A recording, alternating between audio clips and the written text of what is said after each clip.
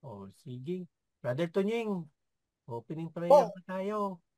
Bakit ako? Prayer na tayo. ba't ako? Oh, paniki ka na naman. Batman ako. Hindi ka naman si Batman. Short prayer lang naman.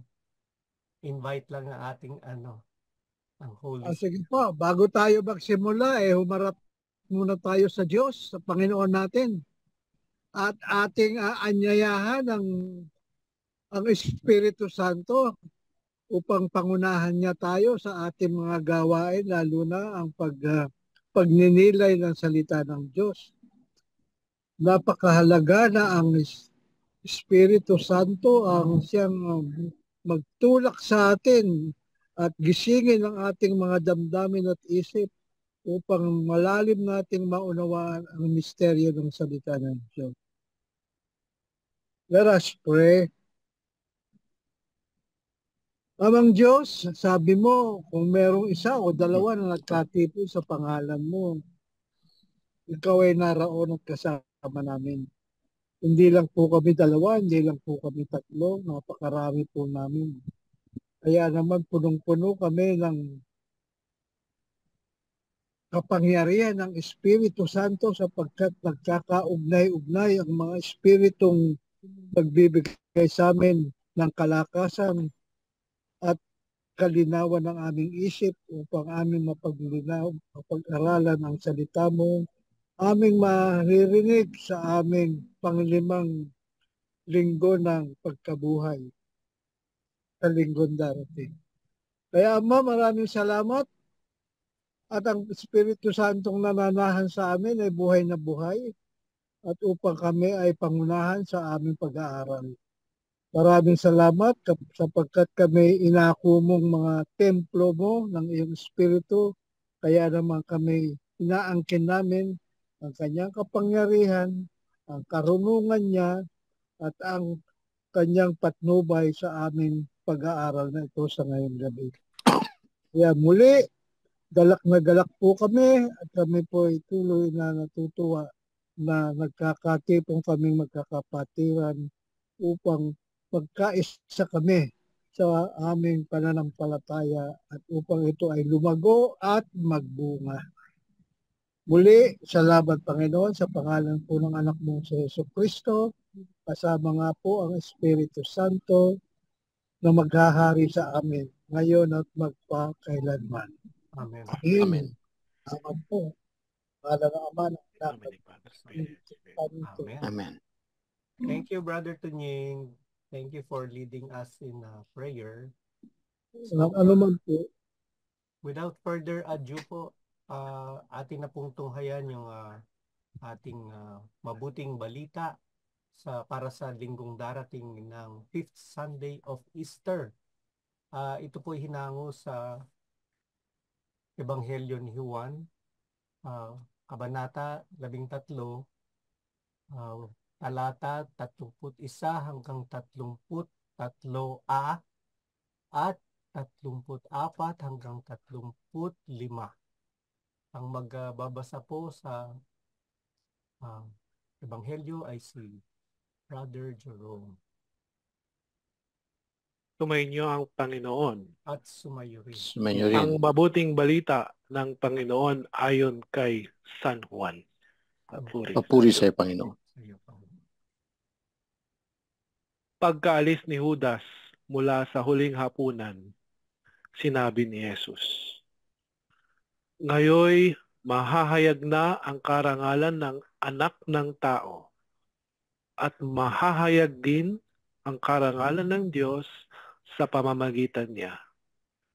At kung mahayag na ang karangalan ng Diyos, ang Diyos naman ang maghahayag ng karangalan ng Anak at gagawin niya ito agad. Mga anak, kaunting panahon na lamang ninyo akong makakasama. Isang bagong utos ang ibinibigay ko sa inyo. Mag-ibigan kayo kung paanong iniibig ko kayo, gayon din naman mag-ibigan kayo. Kung kayo'y mag-ibigan, makikilala ng lahat na kayo'y mga alagad ko. Ang mabuting balita ng Panginoon. Pinupuri ka namin, Panginoon Hesus Kristo. Thank you, Brother Jerome, for reading the Gospel. Welcome to.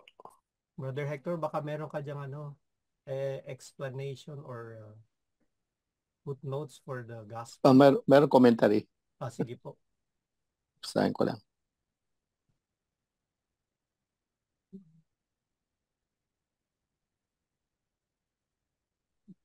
Tanong. Hibla. Hibla na agad. Grabe naman to. Tanong na agad. Wala pa nga. Oo nga eh. No, basahin ko na. Apo. May tanong daw muna. Tanong, ayusin natin yung tanong. Okay, tanong muna. Grabe, tanong na agad. Kasi tayo po ay nasa panahon na ng pagkabuhay. Easter pa rin tayo ngayon, Easter season, di ba? Bakit? Eto na naman tayo, nagbabasa na naman tayo ng huling hapunan.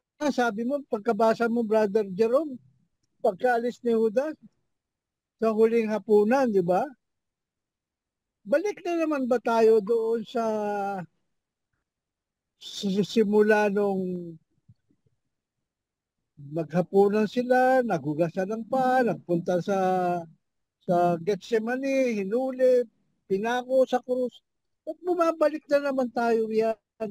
Tapos na tayo yan eh. Siguro po masasagot ka ng commentary ni Brother. Hindi, actually, kanya tayo bumabalik, kapatid, para bigyan diin yung mga habilin ni Kristo bago siya mamatay. At ano yung hinabilin niya? Love one another as I have loved you. Yun ang binibigay punto at diin dito sa binasa natin. At iyon ay nangyari, naganap nung huling hapunan. Hindi ba, kapatid? Tama nga po ang aking ang bakit pinili ng ating simbahan sa Urdu, yan na naman ang babasahin natin.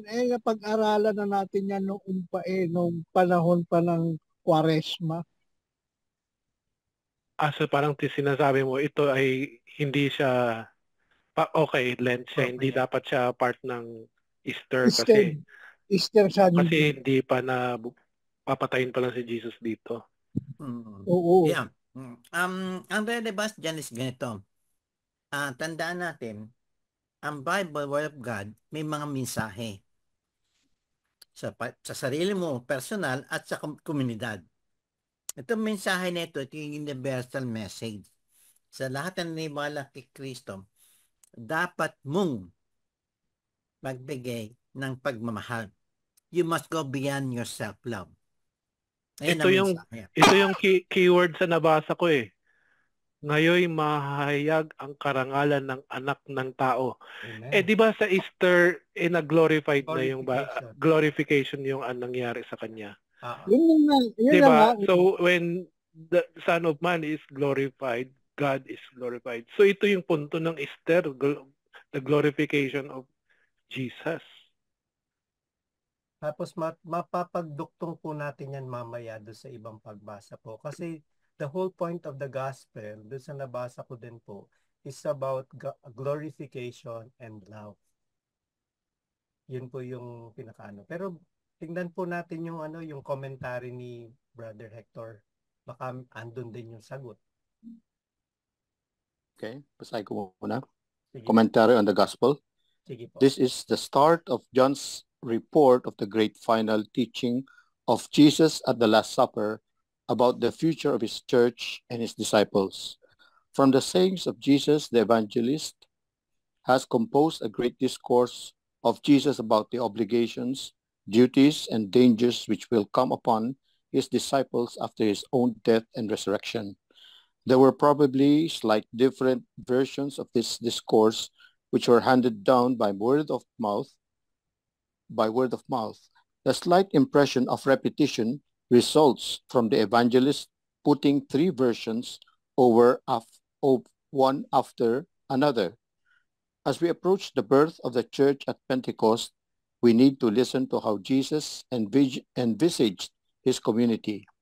This reading gives the essentials. At the head of the Christian community stands the glorified Son of Man, in whom God is glorified. But this is no distant figurehead, for he will come to be present among his disciples. And how? In the love which his disciples show for one another. One is reminded of the legend about the aged St. John, wheeled into the church of Ephesus. When asked for the message of Jesus, all he would say was, "My little children, love one another." End of commentary. Ito ako Thank you, naman, Brother reason na. Hector. Ito yung mga rason sa bakit included siya sa ano. Una, yun nga, nabanggit ko yung glorification of Christ. The passage begins with Jesus declaring that the Son of Man has been glorified and God has been glorified in him. This declaration directly relates to the Easter season, which celebrates Christ's resurrection and subsequent glorification. The resurrection is the ultimate sign of Christ's victory over sin and death, leading to his exaltation. Tapos yung new commandment of love. So Jesus gives his disciple a new commandment that you love one another. Just as I have loved you, you should also love one another. So this commandment is central to Christian life and is particularly emphasized during Easter as a way to live out the new life received through Christ's sacrifice. The call to love as Christ loved highlights the self-sacrificial nature of Christian love, mirroring Christ's own sacrifice on the cross. So yung identification of disciples, so Jesus states, "By this everyone will know that you are my disciples, if you have love one for one another." This verse emphasizes that the love is the defining characteristic of Christian discipleship. During the Easter season, the church reflects on what it means to be a follower of Christ and how to live out the gospel message in the world. Love, as demonstrated by Christ, is the hallmark of true disciple. Meron pa nga dito, living out the Paschal mystery. So the Easter season is the time to reflect on the Paschal mystery. Yun nga, no, yung Christ suffering, death, and resurrection, and how it transforms the lives of believers. The new commandment to love embodies the essence of the Paschal mystery, calling Christians to die to themselves and live for others, just as Christ did. So in summary, this is included in the fifth Sunday of Easter reading because it encapsulates the key themes of the Easter season: Christ's glorification, the call to sacrificial love, the anticipation of Christ's departure, and the identity of Christian disciples. It serves as a reminder of the new life and new commandment that Christ's resurrection brings. End of my reading. So hibla na. Yun, nakompleto na. Pwede na nating hindi ba, himay-himayin. Nasagot po ba, Brother Brother Tonying, nasagot Tony? na po ba? English hindi ko naintindihan. Ay, ganun. Grabe. Tagalogin mo daw, Brother Jerome. Tagalog. Ito Bisaya. po, Tagalog din yung kay Brother talaga Hector. Yung focus There are two foci of the gospel text. It is English nga daw yan, di niya maintindihan. Yung pagluluwalhati sa anak ng tao at pag-ibig. Tungkol sa pag-ibig, kung mapapansin niyo po, ang lahat ng pagbasa natin ngayon ay tungkol sa pag-ibig. Mamaya inano na natin, tungkol lahat sa pag-ibig po siya. At saka sa misyon. At saka parang napansin ko, hindi yan binasa during the Lenten season. Hindi binasa yung yung new commandment. Yung ano, Pero kasi nakapansin niya si Judas eh. yun lang yung umpisa. Which is part of Umpisa. the Pero yung sa yung mga ano, hindi yung binasa. I think hindi ginamit ang gospel ni John sa ano. Di mo kasi Jerusalem. pwede ipaghiwalay itong ano eh. Sinabi ko nga yung Paschal Mystery. Yeah. Andyan yung suffering, death, and resurrection. Oo. So hindi mo pwede ipaghiwalay yan. Yan yung sagot dyan. Hindi pa rin satisfied si Brother Tonying. Siguro meron siyang version. Sige, tuloy lang. Maunawaan ko rin yan. Nasa atin naman ang Espiritu Santo. Amen. Ikaw ang nagdasal eh. Ako na magtanong. Di, facilitator magtatanong. Ano, tatanungin na ako? Sige, magtanong ka. Kasi nagbigay si Jesus ng new commandment. Ibig sabihin may old commandment na nag-supersede doon. So ano yung old commandment? Yung old commandment, yung nakalagay sa Torah. Kung mapapansin niyo po, yung neighbor, as Decalogue, yourself lang yun, as yourself. Apo, yung love. Yun. Sa Decalogue, di ba sinamarize niya? Love God, di ba yung una? And then yung sumunod, love your neighbor as yourself. Pero ito, kakaiba. Kaya nga new. Kasi talagang ibinigay niya na mismo, in-specify niya kung sino yung katulad. Hindi na as yourself eh. Sino ba mas perfect? Yourself or si Christ? 'Di ba?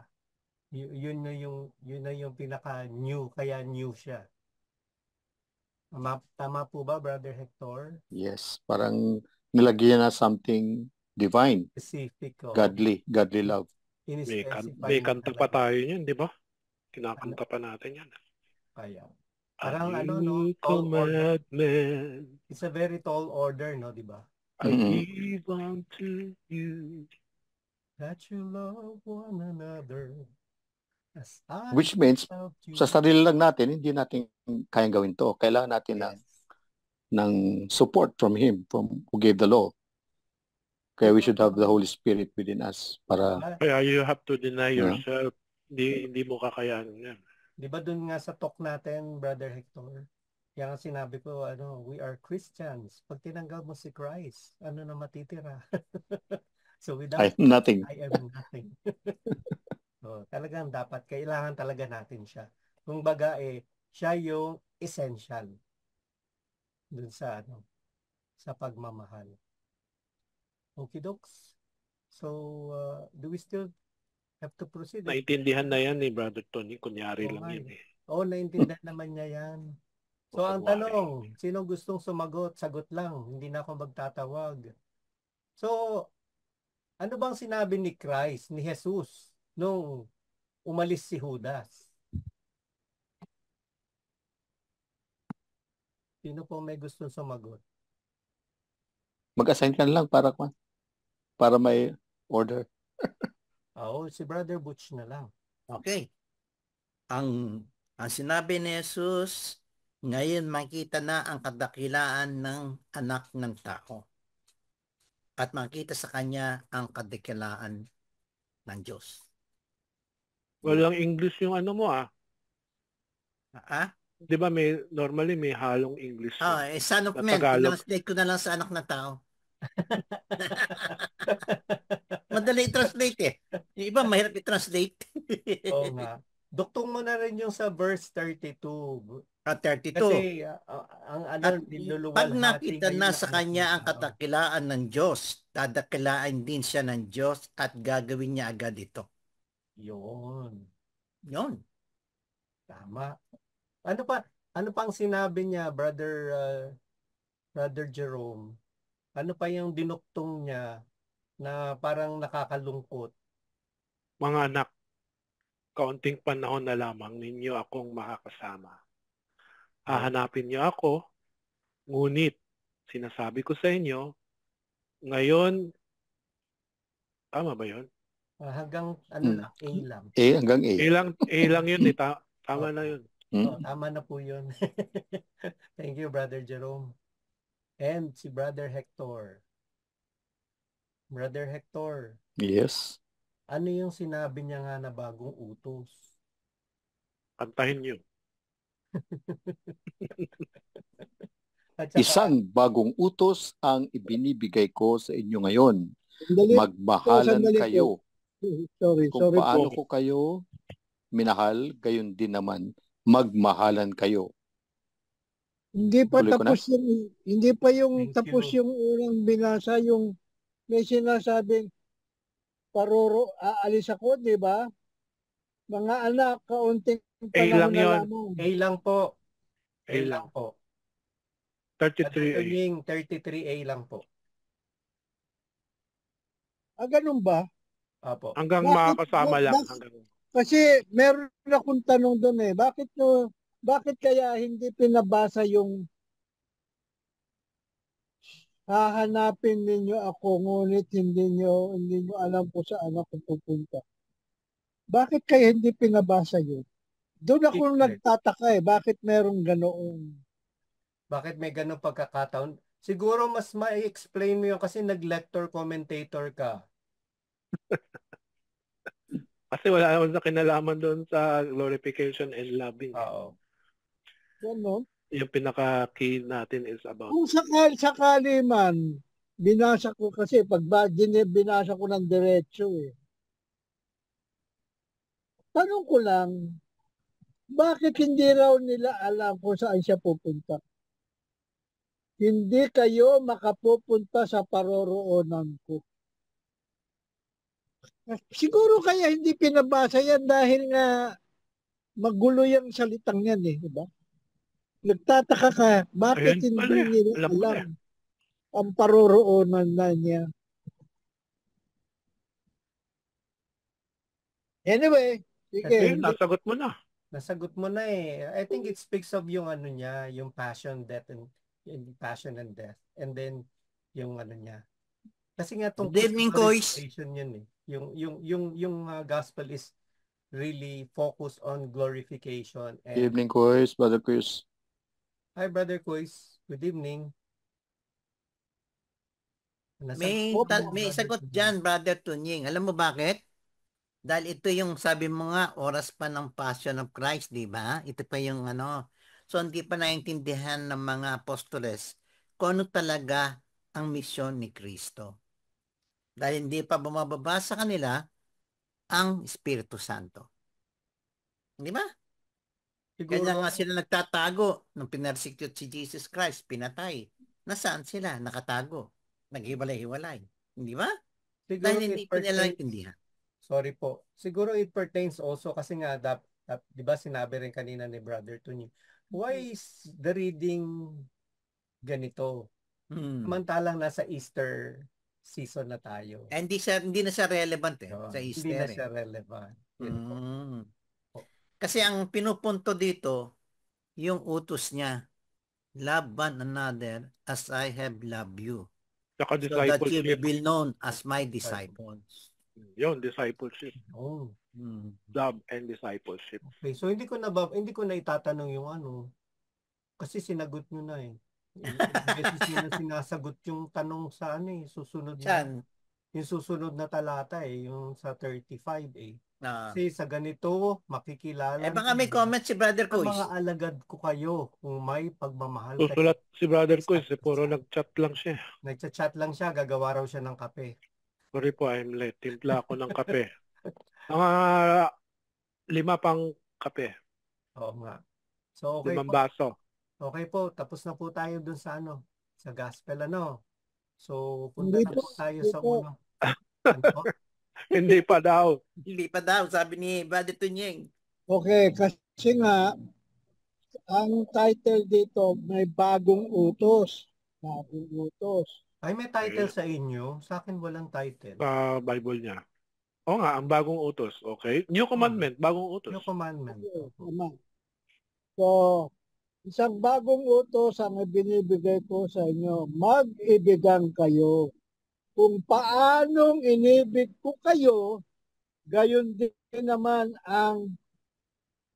mag-ibigan kayo. Ang tanong ko rito, ano bang klaseng pag-iibigan ang gustong ipagawa sa atin ni Jesus?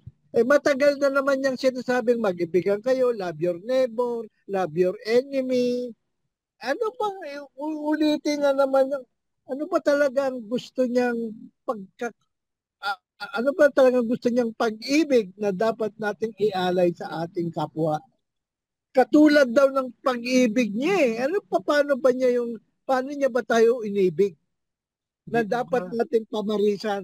hindi po Ibig ba sabihin, hindi mo pa binanggit niya yun? naranasan yon, Brother Tonying? Hindi mo pa naranasan yon sa Hindi tanang pa. buhay mo? Hindi Wow! nga ang punto, ibigin daw natin ang ating mga kapwa kaparis ng pag-ibig niyang ginawa sa atin. Anong klase po bang pag-ibig yung pinakita ni Yun sa ang atin? tanong ko. Anong Anong klase? klase? Opo, di Unconditional ba love, Okay. unconditional, di Yan. ba sacrificial love, buhay mo, meron effort ding mo. talata sa Biblia na binanggit doon na walang mas ano pang commandment na No greater na than to offer mag-lay his down life. ka ng buhay para sa iyong kaibigan. Di ba? Yun naman ang ginawa niya, So, sinacrifice yung sakto. sarili So, niya. ibig sabihin, ganyan din dapat ang gawin natin kung tunay Sacrifice. tayong iibig sa ating kapwa. To sacrifice. Okay? Oh, oh. Sige, yun lang naman. Yun. Kasi tatlong klaseng pag-ibig ang pagkakaalam ko. Sige, Tatlong Agape. klase ang pag-ibig. Agape, Filial. at saka eros. So, sa akala ko, ang gusto lang sabihin ng Panginoon, mag-ibigay kayo ng eros. Oh, yun ang master mo eh. Alam ko eh. Carnal lang yun Master eh. mo yun, Brother Oo Tonying. nga eh. Sabi ko na nga ba, dadali na naman tayo doon eh. So tama na muna po, puputuli ka. Sorry po. Pero para hindi tayo mapalawig ng husto, maiksi lang po yung mga pagbasa natin, pero may mga pasok pa po yung mga kapatid nating iba. So mag-proceed na po tayo sa unang pagbasa. Sino po yung unang pagbasa kanina? Ako. Ang pagbasa po natin ay Walang keywords. mag-keywords Keywords na pala, tayo? no? O mamaya na? O sige, kung gusto mo na mag-keywords, okay lang din. Diba, basahin mo. Eh di magmahalan kayo. Tulad ng pagmamahal ko sa inyo. Yun, mga keywords dyan. Christ glorification. Discipleship.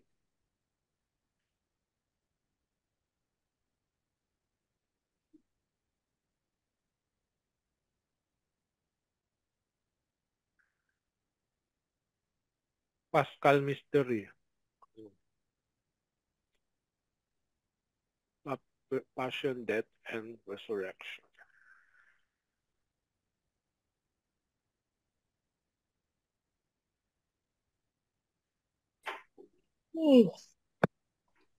Yung Mass is Paschal mystery yan. Meron pa po ba? Nakikita nyo? Yan. Kita po?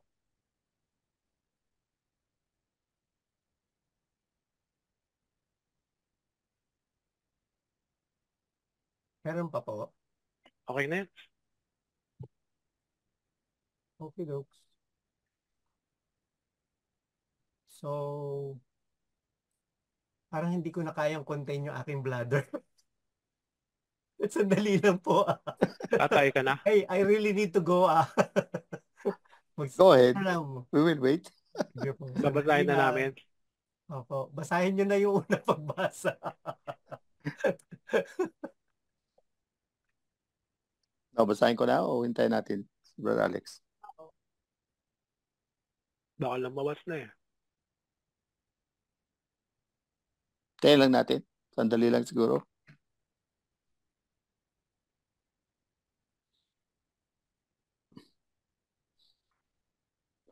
Gusto yung basahin ko dito yung commentary sa kwan.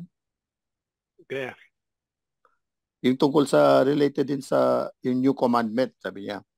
The Torah commanded human love for ourselves and our neighbor. Leviticus 19:18.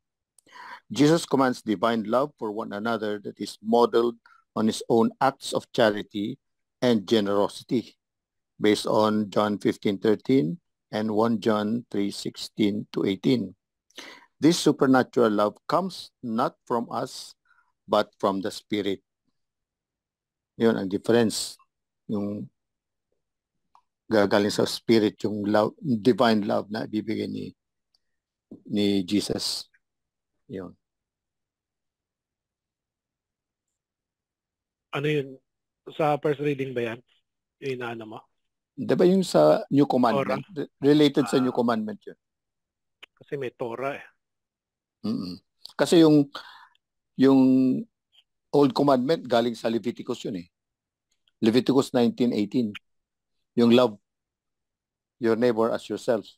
Yun. Yung Ten Commandment. Mm.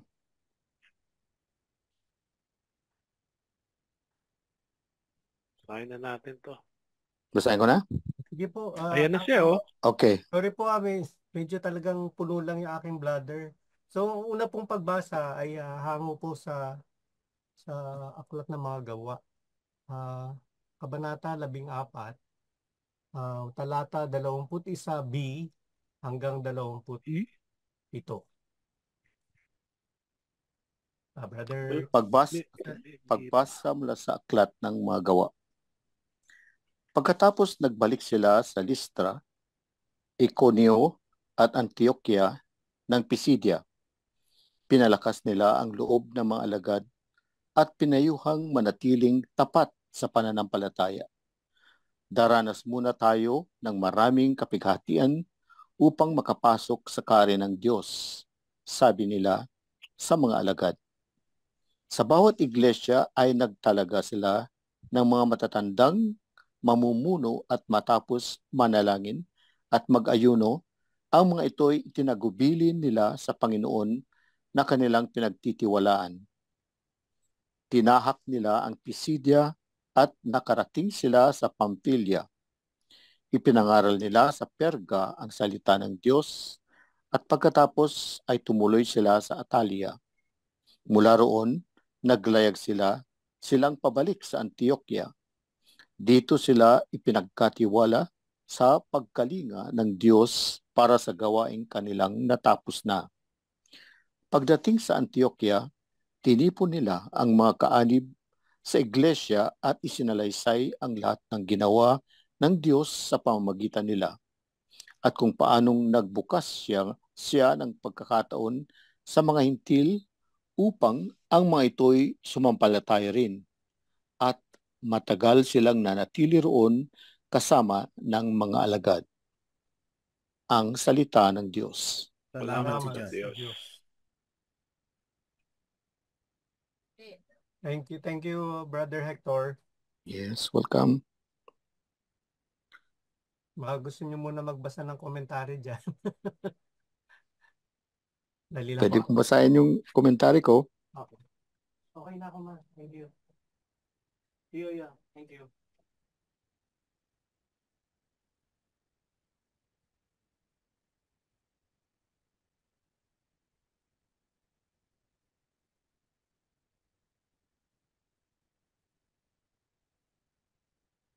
Commentary to the first reading. Antioch was a big city, one of the largest in the ancient world, on the Mediterranean coast of Syria. It was at the end of the trade route from the east, so it had a busy commercial life and a large colony of Jews among the traders. A considerable group of them accepted Jesus as Messiah and Lord, and it was at Antioch that the followers of Jesus were first called Christians or Messianists. Other Jews thought the Messiah had not yet come. The community there had appointed the well-trained and eloquent Paul to accompany Barnabas. Barnabas was still the leader in spreading the good news about Jesus as the Messiah.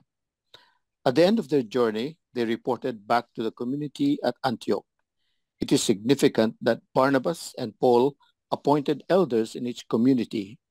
This was the normal constitution of a Jewish community. A synagogue is still ruled by a body of elders, of whom one is chosen to preside. Obviously, in spite of the upset of which we read last Sunday, these Christian communities felt themselves to be like the other Jewish communities, though accepting Jesus as Messiah and living by his Spirit.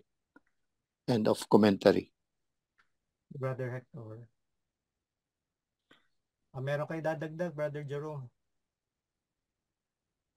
In connection na ng gospel. This is Wala. sa gawa. So Mamaya. let's read yung footnote po dito sa Bible na tangan ko po. Katapusan ng kanilang misyon ang Derbe, bumabalik sina Pablo at Barnabas sa daang kanilang pinaglakbayan at dinadalaw ang mga pamayanang itinatag nila sa iba't ibang puok. At naglalayag sila patungong Antioquia nang hindi na dumaan sa pulo ng Cyprus. Noong panahong iyon, wala pang mga parokya, pari, simbahan, o mga aklat. Kaya, tungkulin ng apostol ang pagtatalaga sa iglesia sa pamamaraan na makapagpapatuloy ito at lumago. Kasi wala pa pong Bible na pero sabi nga dito, may isang banal na aklat na ang Biblia ng mga Hudyo. At makapagliliwanag nito ang mga propeta. Sila ang nagtuturo sa lumang tipan ng mga aral at tanda na nagpapahayag kay Kristo. Dadalawing tuwina ng mga apostol o mga propetang galing sa ibang simbahan ang iba't ibang pamayanan. Mayroon ding mga pagkakatipon-tipon na saklaw ang huling hapunan ng Panginoon. Tingnan sa 1 Corinthians 11.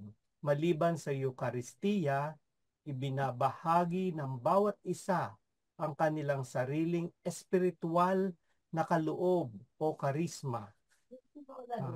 Tingnan daw po yan sa 1 Corinthians 12-14. Mayroong mga pinuno sa pamayanang Hudyo na tinatawag nilang nakatatanda. Gayon din sa mga Kristiyano, nagpapatong sila ng kamay sa mga matatanda o presbiterol na mamamahala at mamumuno sa Eucharistia. Tingnan ang paliwanag sa 13:1. Sa gayon, mauunawaan natin na hindi natapos ang isang misyon hanggang di makabuo ng mga pamayanang may sariling mga pinuno at mga kasaping nakikiisa sa lahat ng mga gawain. So meron na talagang order, no? May sistema na doon pa nung unang yung mga first Christians. Meron na talagang order. So talagang totoo nga yung succession hanggang sa atin ngayon, ganun pa rin. Apostolic succession. So, okay. Baka may tanong si Brother Tonying. Or baka meron ka gusto idagdag, Brother Tonying.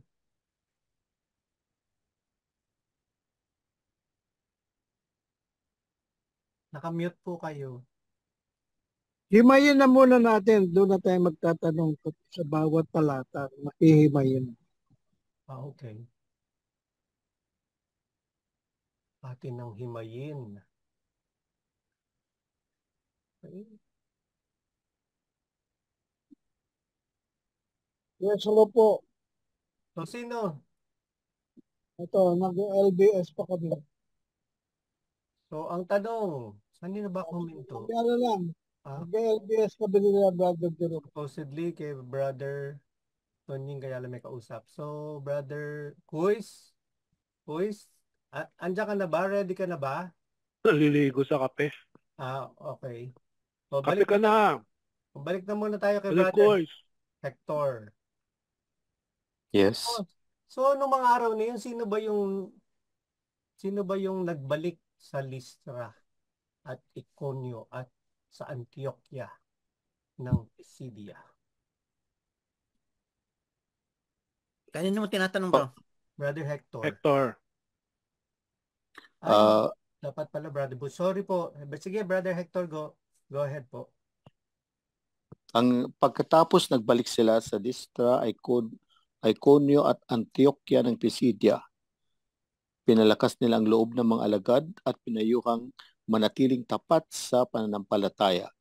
Daranas muna tayo ng maraming kapigatian upang makapasok sa kaharian ng Diyos, sabi nila sa mga alagad. Sino sila? Sila you. ay sina Pablo at Bernabe. Pablo at Bernabe. Yeah.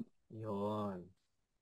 Yun yung sagot do sa tanong. Pero thank you, Brother Hector, for reading to us verses 21b hanggang 22. So, Brother Butch, Yo! Tanong, ang tanong. bakit Ano ang tanong? sinabi rito nila Pablo at Bernabe na magdaranas muna tayo ng maraming kapighatian? Nandiyan na ba tayo sa talata na yan? 22. Tapos na pong binasa niya ni Brother Hector. Nabasa na po yan? Opo. Yun nga bakit na sinabing magdaranas ng kapighatian bago makapasok sa kaharian ng Diyos? Anong bang ibig sabihin yan? May gusto po ba sumagot? Okay. Dahil ang ating sinusundan, ang Jesucristo, nagdanas siya ng kapighatian bago siya mabuhay mo naman muli. Katulad tayo kanyang disipulo, sa lahat tayo dadaan din sa ganung pagkakataon para marating natin ang langit. So, ibig sabihin, pagiging disipulo ni Kristo ay hindi, kasi ang tinuturo ng Torah, parang panay darating ka sa langit. So, ang langit, walang pressure, walang pain, walang heartaches, panay saya lang. Gito, bago ka makarating sa langit, you have to go to the process of pain, sorrow, persecution, and everything. Bakit? Kasi si Kristo mismo pinersecute, pinahirapan, ipinako at pinatay. So ganun din ang mga disipulo niya. So ibig sabihin, ang daan patungo sa langit ay hindi daan na sinasawag natin na maganda, kundi daan na mahirap. At binibigay na ahead, pinaporwarn na nila Pablo at Bernabe ang mga disipulo na dadaan din sila sa ganung landas. Tama ba yan, Brother Hector? Yes. Basahin ko yung English version. Maintindihan kayo ni Brother Tunying? Tagalugin mo Oo na, naman. sabi ni Brother Tunying. Yung comment niya sa many tribulations dito sa 14:22. Paul urges believers to brace themselves for the suffering and persecution that come with being a Christian. 2 Timothy 3:12. Far from being signs of God's disapproval, earthly afflictions open the way to heavenly glory, according to Matthew 5:10 and Romans 8:17. Yan ang nasa isip ko. Marunong ka pala umintindi na English eh. Ano?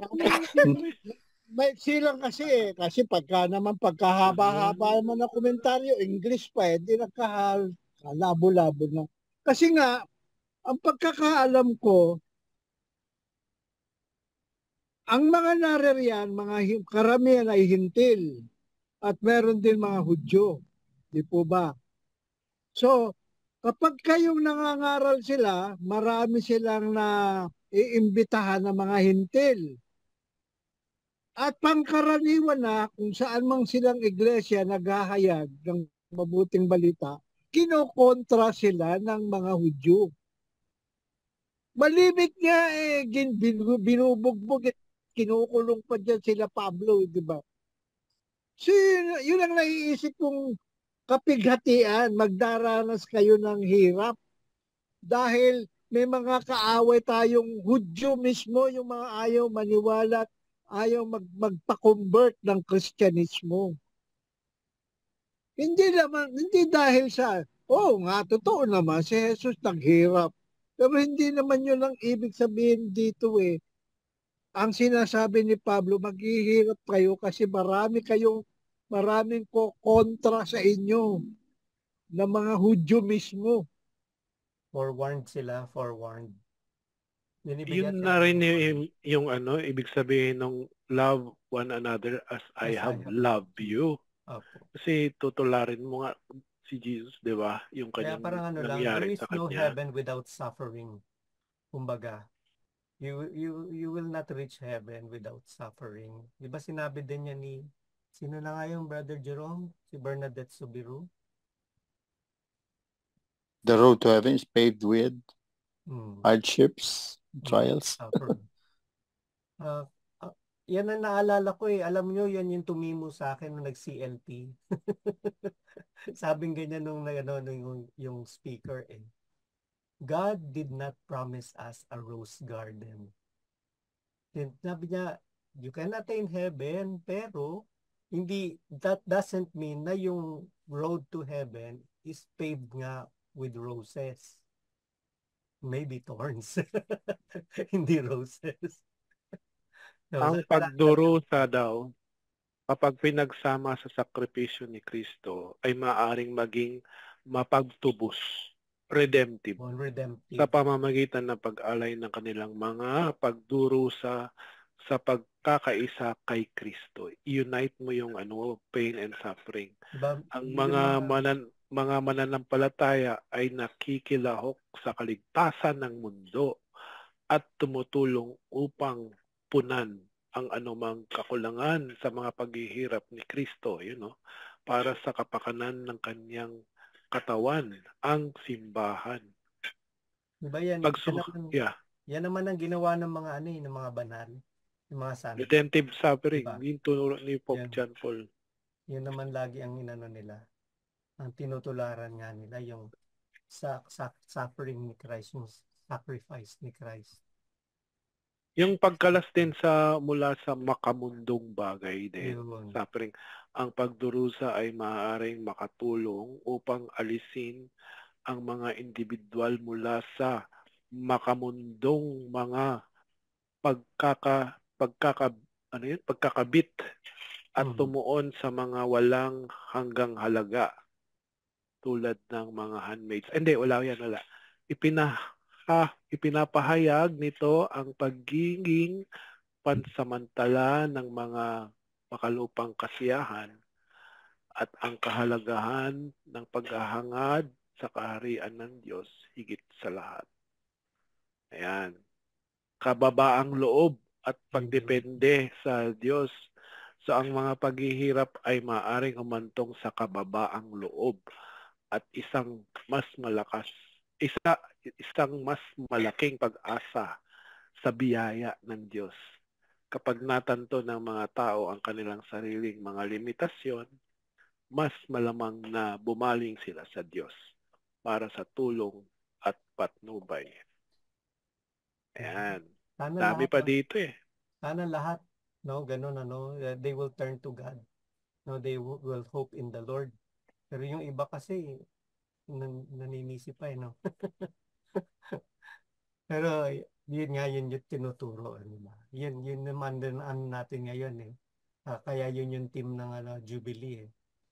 Pilgrims of Hope. Pwede mo kasing i-model si Mama Mary dyan pagdating sa mga sacrifice din. Oo. Diba? Sa Mater Dolorosa, mga ganyan. Yung sorrows. Mama Mary. So, sino yung huli kong tinanong? Kalimutan ko na. O maghibala Quiz. na. Mag-ano na ba tayo? Mag-keywords na ba tayo? Pwede. So, 9 na pala. Kaya nga eh. Kaya nga medyo baka may tanong pa si Quiz eh. Anyways, para for retention purposes na lang. So, ulitin natin. So, sa talata 23, sino yung huling nawag ko? Brother Butch, no? Brother Butch, ka ba'y huli? Ako yan. Si Brother Jerome na. Ba't ako? Hindi ka naman, Aniki. So, anong ginawa ng mga ni Bernabe at saka ni Pablo nung pumunta nga sila sa nung bumalik sila sa Lystra, Iconio at Antioquia? Sa bawat iglesia ni Kristo. Sa bawat iglesia ay nagtalaga sila ng mga matatandang mamumuno at matapos manalangin at mag-ayuno, ang mga ito'y itinagubilin nila sa Panginoon na kanilang pinagtitiwalaan. Yun. Yun. Thank you, Presbyters Brother yun, Jun. mga presbyters. The Presbyter. appointed. So ano yung itinagubilin ba is like consecrating them or ordaining them?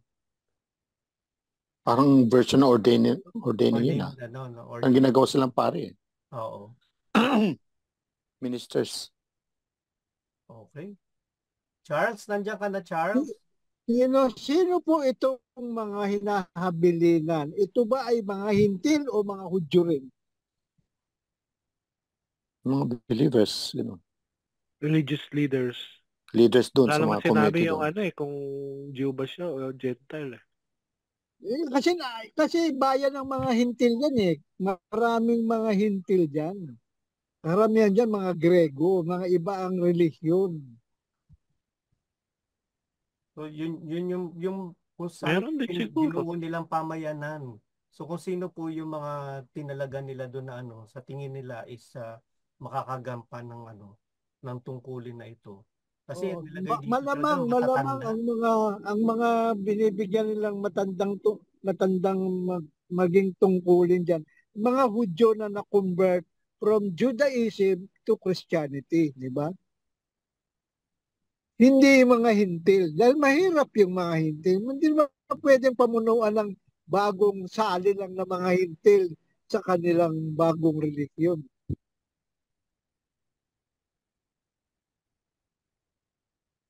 Parang may Tsaka matatanda ito eh. Ibig sabihin ito matatagal na ito sa sinagoga ng mga Hudyo na nagbago ng kanilang pananampalataya, naging Kristiyano. Gusto mo basahin ko yung hindi siya commentary sa Bible ko? Si Brother Hector. Para lang pagka English, dahan lang. Sige. Ito yung appointment. No? The Greek expression means to stretch forth hands and alludes to the rite of priestly ordination. 1 Timothy 4:14 at Titus 1:5. The installation of elders provide guidance and stability to missionary communities while Paul continued to travel. Acts portrays this as a hierarchical procedure, not a democratic one.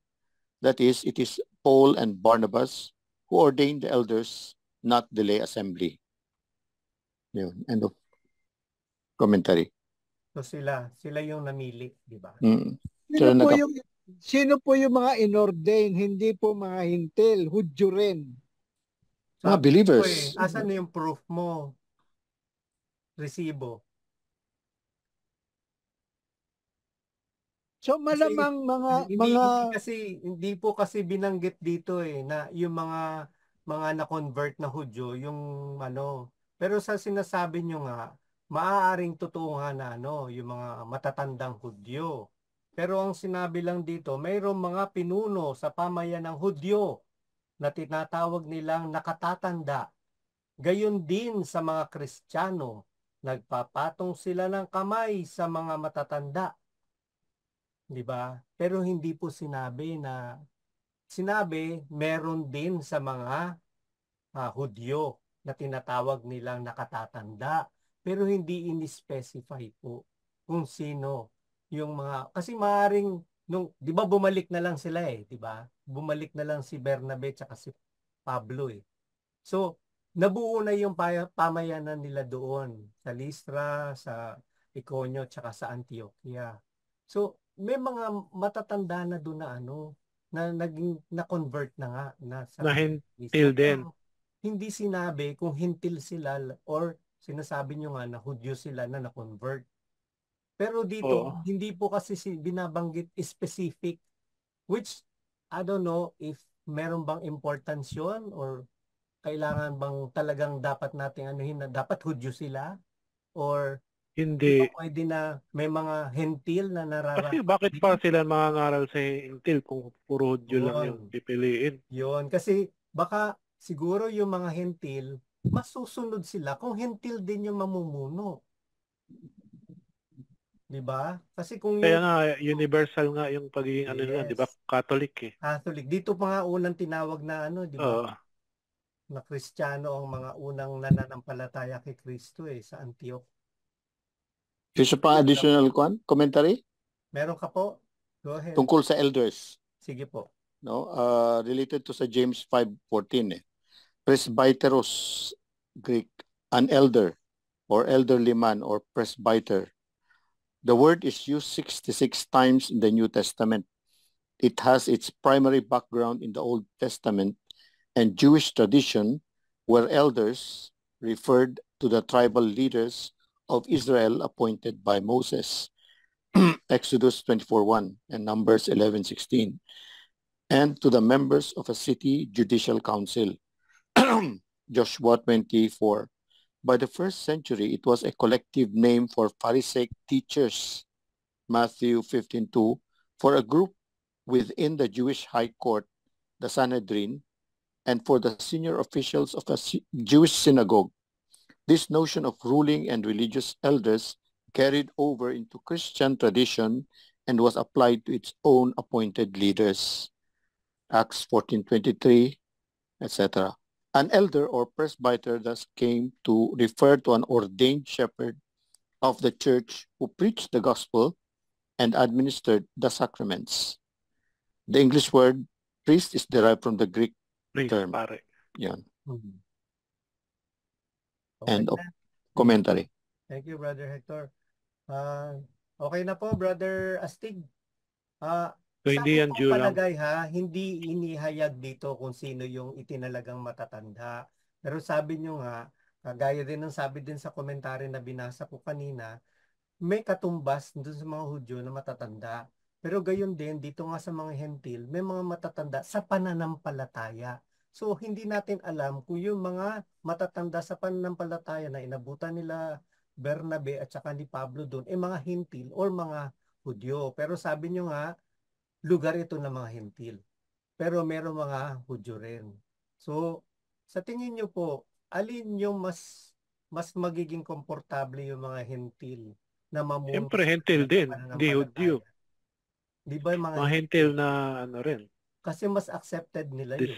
They speak So, the same lang yun, language. haka-haka lang sa ating ano. Pero kasi sa aklat ngayon na binabasa natin sa pagbasa, hindi sinabi na ang pinamununan nila is yung mga converted na mga Hudyo.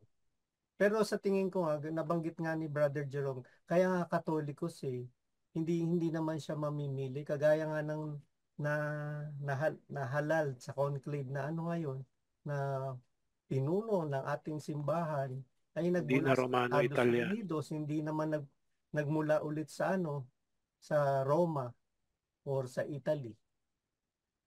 So siguro anuhin na natin to that medyo 9:00 na po, sorry po. Umaban. Brother Tonying, okay lang po ba? Magpatuloy na tayo? Opo. Sige po. Okay.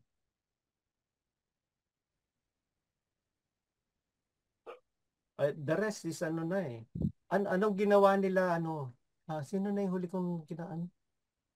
Brother Jerome Si Brother Cois na lang. Uy, nandiyan ka ba, Kuys? Tapusin na. Saka si Brother Tonying. Ayun. Hello po.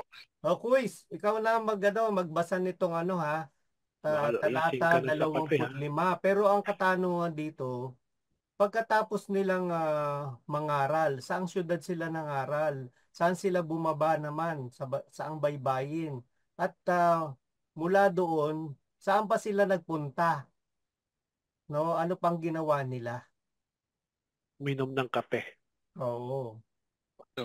Mula Yan. noon, Tapusin nyo na naglayag. hanggang sa 28. Naglayag sila pagbalik sa Antioquia. Dito sila nagsimula ng gawaing ginanap. Di na matapos silang itanubuli na pagkakalingan ng Diyos. Pagdating doon, tinipon nila ang mga kaanib na simbahan at isinalaysay ng lahat ng ginawa ng Diyos sa pamamagitan nila at kung paano muluksan niya ang daan upang makapanampalataya ang mga hente. Salamat po. Yun. Thank you, thank you. Matagal silang tumigil doon kasama ng mga alagad. No? So, hindi lang ano no, lagumin ko na lang mabilis. Hindi lang nila pinreach yung yung mabuting balita no. Kundi bumuo talaga sila ng pamayanan, nag-appoint sila, inorganize talaga nila, may systematic na hierarchy. Kumbaga, yung pagpunta nila Bernabe at ni Paul sa Antioquia, sa Lystra, Iconio. And then, hindi lang nagtatapos doon sa pagpapahayag ng mabuting balita, pero may testimony sila kasi ang lahat ng ginawa ng Diyos sa pamamagitan nila, inihayag din nila. Diba? So, ano to mismong kanilang personal na experience. Kung paano nila binuksan ang pinto ng pananampalataya sa mga di-Hudyo. And matagal silang tumigil doon. Kasi syempre, ang hirap nun kasi bago sa mga hentil Hindi nila alam to medyo malayo sila sa Jerusalem, hindi nila alam yung mga pangyayari doon. At saka bagong katuruan sa kanila, 'di ba? Mga hentil, 'di ba, maraming mga Diyos-Diyosan and everything. So, medyo syempre kailangan alagaan ng mga tawag dito ng mga alagad, no, yung pananampalataya kasi mga baby pa to sa faith kumbaga. So, kaya sila nagtagal doon. So, may mga commentaries pa po ba kayong gustong i-share or pwede na po tayong Connection. Yes. Mag-keyword. For clarity lang, itong Antioquia ay sa Syria o sa, sabi dito, Pisidia? Nasa Syria siya sa mapa nakita niyo Pero dumaan din siya sa Antioquia in Pisidia at Antioquia in Syria. Kasi they were first called Christians in Antioquia of Syria. Of Syria. Yes. Opo. Doon sa kasi siguro magkalapit yung dalawang Antioquia yan Opo. Hindi po. Dalawa po ang Antioquia dyan. Yung isa na dito sa Syria. Diyan nanggaling sila, Pablo at Barnabas. May Antioquia doon sa malayo. Pisidia. Yung pinuntahan nila sa Pisidia. Oh. Antioquia rin yun, pero hindi yan yung Antioquia sa Syria. Ito po kasi yung binigay ni ni Father ano pangalan, Almazan. Ayan. Nakikita niyo po ba? Yes. Pero, ibig po ba sabihin nasa Syria mahilig silang matulog diyan sa lugar na yan? Ha? Mahilig po silang matulog diyan sa lugar na yan. Antioquia Antioquia. Nung alam niyo po ba, nagdaan pa sila sa Derbe, nagsabong pa sila doon Yun. May Derbe ha. Ayun yung Derbe kita niyo yung Derbe sa Cilicia. Ayun yung Iconium, ayun yung Lystra. Layo nabot nila andito yung Jerusalem pero nag-sail sila. Pero ang sabi, hindi sila nagdaan ng Cyprus. Ano yung island na yan? Cyprus po. Ito yung Cyprus. Pero tingnan mo yung travel kasi kung meron siyang dito, zoom mo pa. Nag-sail sila. Anyways, balikan nyo na lang po ito pagka may time kayo. Ando sa to? Yes. Nung pumunta sila dyan, dumaan sila sa Carete, diba? Pagka yung pabalik na sila, hindi na sila dumaan dyan, diretso na sila sa Antioquia sa Syria. Gawa ka ng sarili mong doon, yung parang mga mapa na ginawa ni Father. Sabihin mo, hindi. Mali ka, Father, ito yung tama. Return to and stay at Antioch. Tsaka bakit sinasabi dyan first journey, second journey yan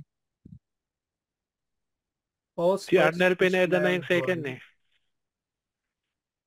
First journey yata ito First. Ay, oo, tama. Tatlong journey yata yun Hala, sabihin ni Father Almazan, mali siya. Tama.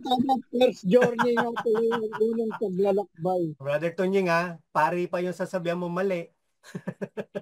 Ako pala. Scholar na pari yun. Oo. Siya nagtitrain sa mga pari. Medyo lumalalim na po yung gabi. So, punta na po tayo sa Sa Second reading. sa Isaac dapat po sa keywords. Keywords. Opo, asan na ba yung keywords? Keyword. Discipleship and following Christ. Ano po? Wala naman yan. Discipleship. Wala naman sa Missionary. talata.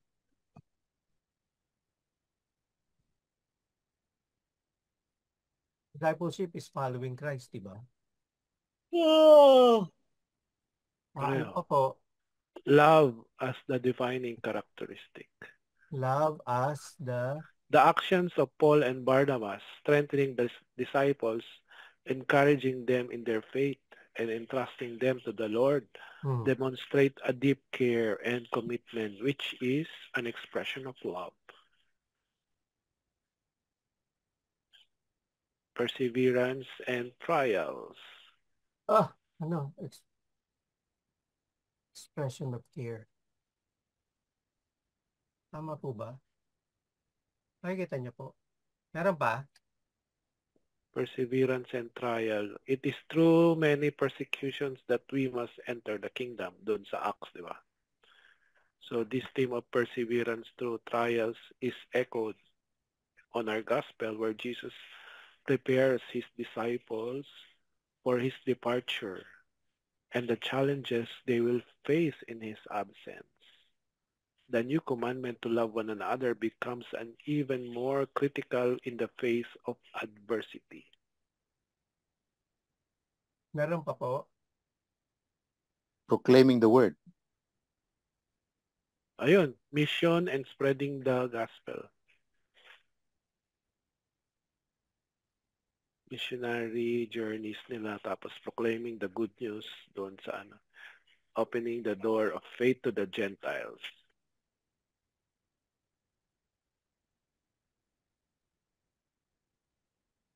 Yung Christ glorification and God's work. So 'di ba, alam natin sa gospel yung glorification is the foundation for the mission described in Acts, where Paul and Barnabas relate all that God had done with them. The miracles and conversion that occur during their journeys are signs of God's power and the glorification of Christ. Oh, yun. Okay. Parang humaba ah. Tama po ba? Hindi, inano ko lang yung yung pwedeng magkaano na. Tama po ba? Discipleship nandun din. Andun yun sa lahat. Okay na po? Meron pa po ba? Okay na siguro. Si Kuis, hindi ko nadidinig ngayon ah. Tahimik si Kuis. Nalunod Nagkakape. na sa kape. Nagkakape. Nalunod Ay. na. Nalunod sa Lumalangoy sa kape. Hindi kasi nagbibigay eh. So, Lasing na. close ko na to ah. So, Sa pabasahin mo. dumako na po tayo sa sa Pangalawang pagbasa. pangalawang pagbasa. Ang pangalawang pagbasa ay hinango naman sa pahayag o sa iba kasi hindi siya pahayag, pagbubunyag, no? Kabanata 21, talata 1 hanggang 5a. So, maaari po bang pakibasa, brother? Naka-mute po kayo. Brother Butch, kayo po ba babasa? Would you kindly unmute? Hello? Okay, akin na. Okay. Ang pangalawang babasa ay hinango sa Revelation. Chapter 21, verses 1 to 5a. A. Okay. Pagkatapos nakita ko ang isang bagong langit at isang bagong mundo. Nawala na yung unang langit at unang mundo at wala na rin ang dagat. Nakita ko ang banal na city, yung bagong Jerusalem.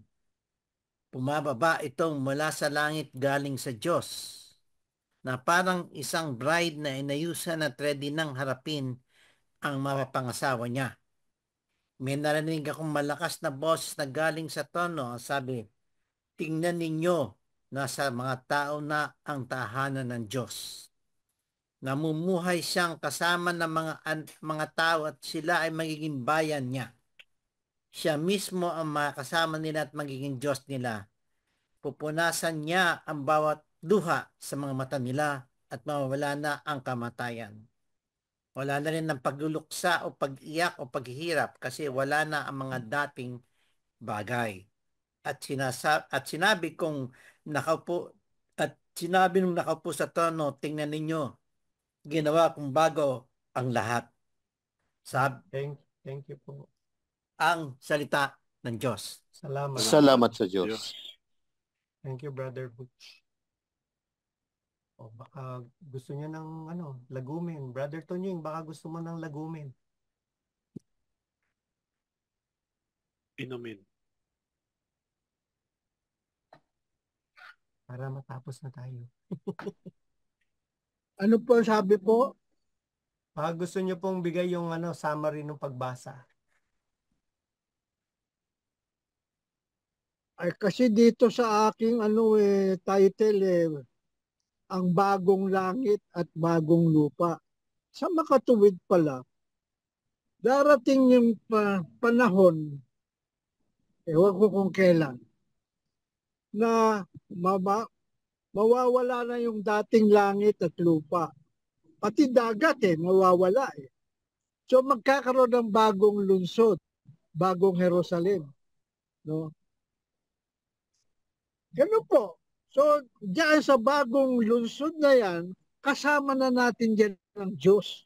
Kapiling na natin. Hindi na siya, wala nang langit wala nang nasa langit, tayo nasa lupa. Sama-sama na tayo doon sa isang lugar. Kung saan man yun. Kasama na natin si Inang Maria, malamang. Lahat ng mga santo, lahat ng mga banal. Kapiling na natin ang Diyos. At doon, wala nang iyakan, wala nang gutom, wala nang paghihirap, puro na lang kasiyahan, wala nang nagugutom, wala nang nauuhaw. Kasi nga, tapos na lahat yung nakaraan na wala nang ganoon.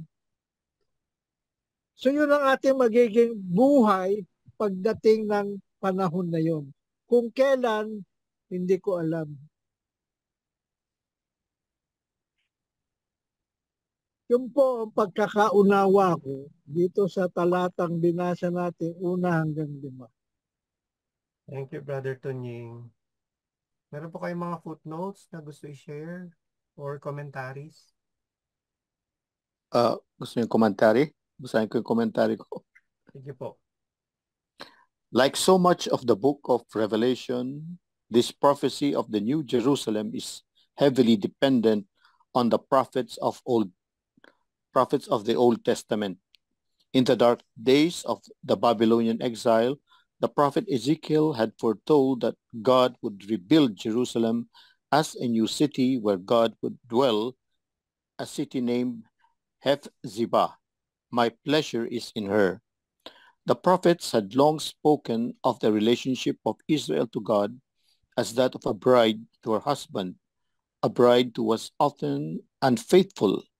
Then Isaiah had foretold a joyful marriage feast in which God would be the bridegroom and Jerusalem the bride, the final wedding of God to his people.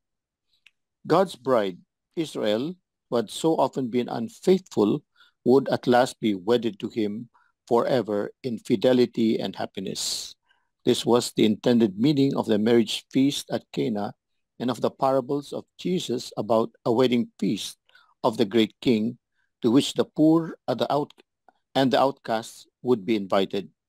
Here, the book of Revelation promises just such a festival to those who have sustained the grimness of Roman persecution.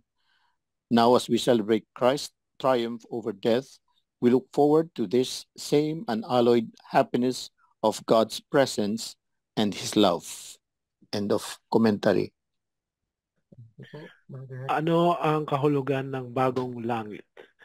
Ang bagong langit sa pahayag ay sumisimbolo sa isang ganap na nagbago at naisaayos na realidad, kapwa espiritual at pisikal.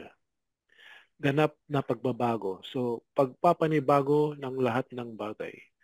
Ang bagong langit ay kumakatawan sa isang ganap na pagpapanibago ng buong nilikha. Hindi lamang ito isang pagpapabuti sa kasalukuyang langit, kundi isang ganap na bagong realidad na walang kasalanan, pagdurusa at kamatayan.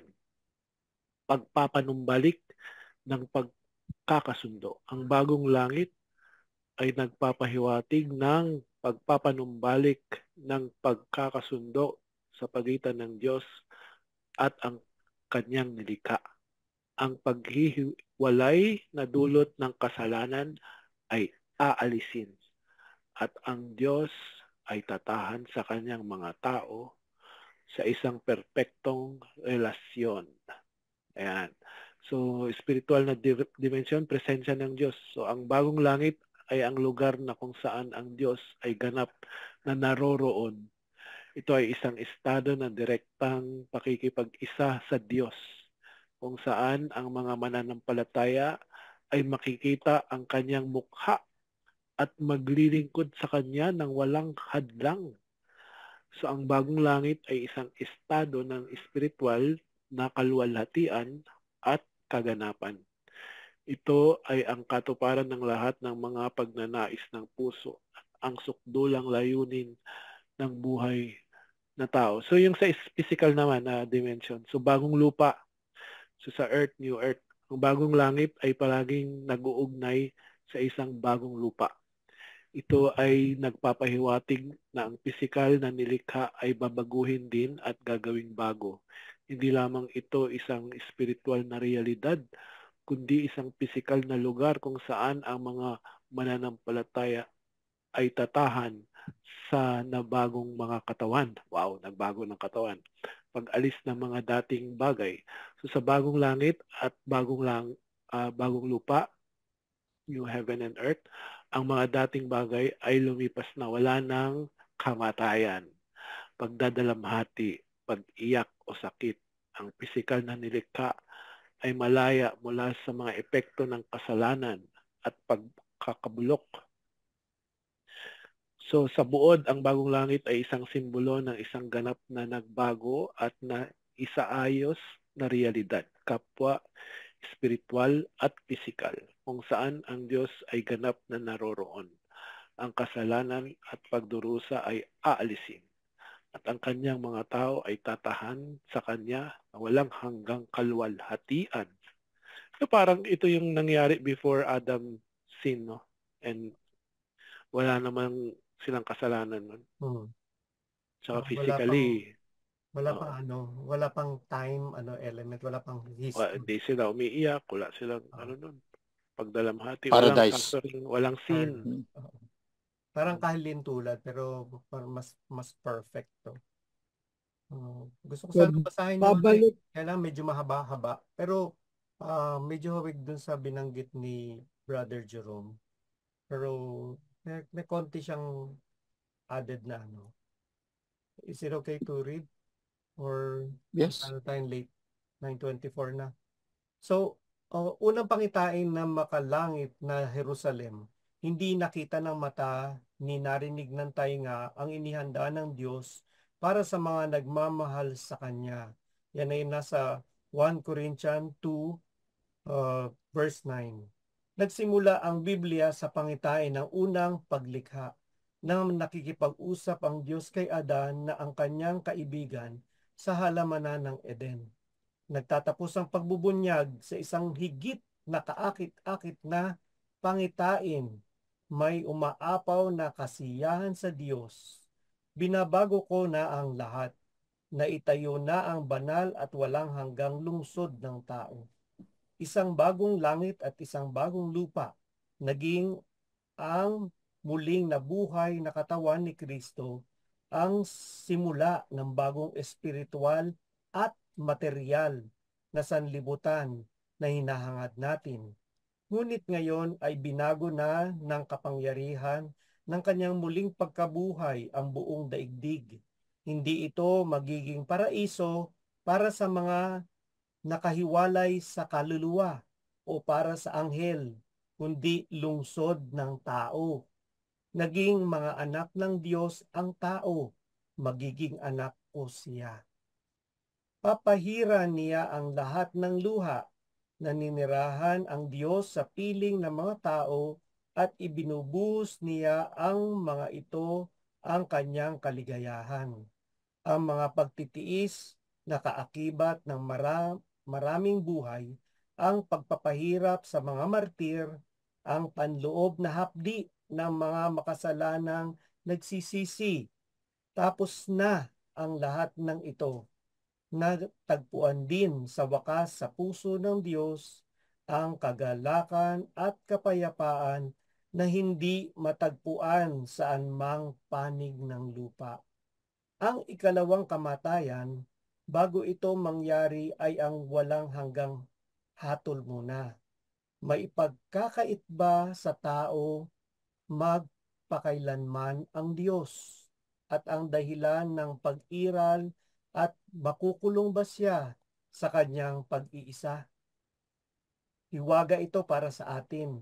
Napakalaki at napakatotoo ng kalayaan ng tao, kaya't hindi tayo mapipilit kahit ng Diyos upang ibigin siya. Ang mga tadya at tiyakang lumilihis sa landas patungo sa buhay ay magmamana ng lawa ng nagliliyab na asupre. Bumaba ang bagong Jerusalem galing sa Diyos. Tila tinangka ng mga tao na magtayo ng pangkalahatang pamayanan ng tao. Ngunit sa wakas ng kasaysayan, natuklasan nilang nagtayo ang Diyos na kasama nila ng isang bagay na higit na dakila ang sangkatauhang tinipon sa mismong buhay ng Diyos. Naganap na, pangwakas na ang katotohanan ito at wala nang kasaysayan pa pagkatapos nito. Sa bagong daigdig, walang dagat na nangangahulugan ng pagkabalisa ng sangkatauhan. Tingnan ang Isaiah 55 verse 1. Mula sa panahong ito, ang Diyos ang simula at ang wakas ay magpapatuloy na magbigay na walang bayad ng tubig na nagbibigay buhay. Dahil dito ay mapag-iisipan natin ang mga hinirang na laging nananabik na mabatid ang hiwaga ng Diyos sa higit na lalim nito, ngunit ganap ding maligaya. Medyo mahirap yun, no? Kasi Okay, summarize, Brother Tonying. hindi sa isa siya talaga yung yung mga... So, ano yung connection?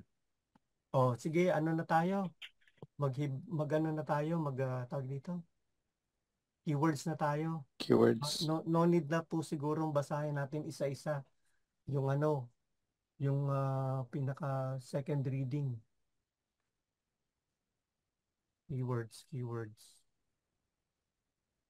Nasaan na ba yung keywords? Ang bagong langit at ang bagong mundo. Ay, ba't nawala? Stop share.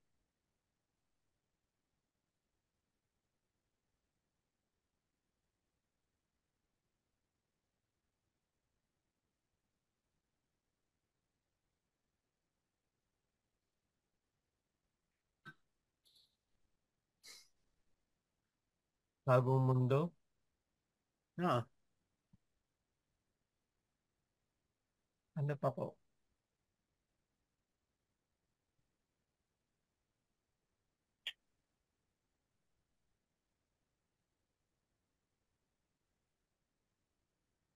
Bagong lupa, di ba lupa? New heaven, new earth ba yun? Oh. Mundo is New world. Jerusalem. Diba? New Jerusalem. Pero mahalaga dito kasi ang Diyos nakipamayan na talaga. I mean, Yung paglarawan ng isang bagong langit, isang bagong lupa na sumisimbolo sa ganap na pagbabago ng pagluwalhati. Ito ay related din sa glorification yan. Oo. Yung kanyang pagluluwalhati sa Diyos. Nasaan na yung glorification? Ayan. Banal na lungsod.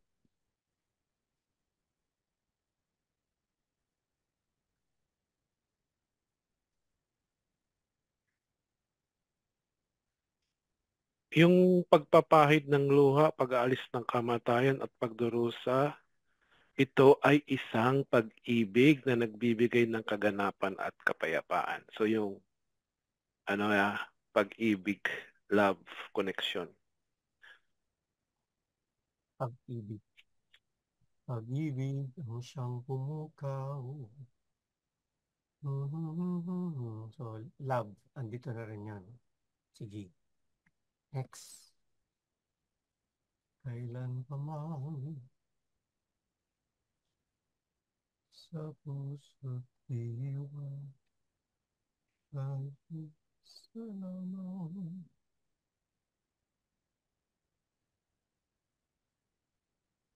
So sa Feeling na ng mga tao.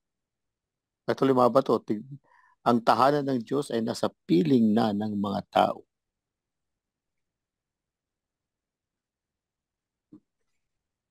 Dun sa pahayag 21:3, nagpapahayag na ang tahanan ng Diyos ay nasa mga tao at siya ay tatahan sa kanila. Ito ay nagpapakita ng kaganapan ng kaharian ng Diyos kung saan ang Diyos ay ganap na naroon sa kanyang mga tao. So doon sa Acts 14:27, pinapakita ni Pablo at Bernabe kung paano binuksan ng Diyos ang pintuan ng pananampalataya sa mga hintil na nagpapakita ng pagpapalawak ng kaharian ng Diyos sa lahat ng mga bansa. Kaya nga, pupunta na siya sa iba-ibang bansa. So, ito yun. Kaganapan na paghahari ng Diyos.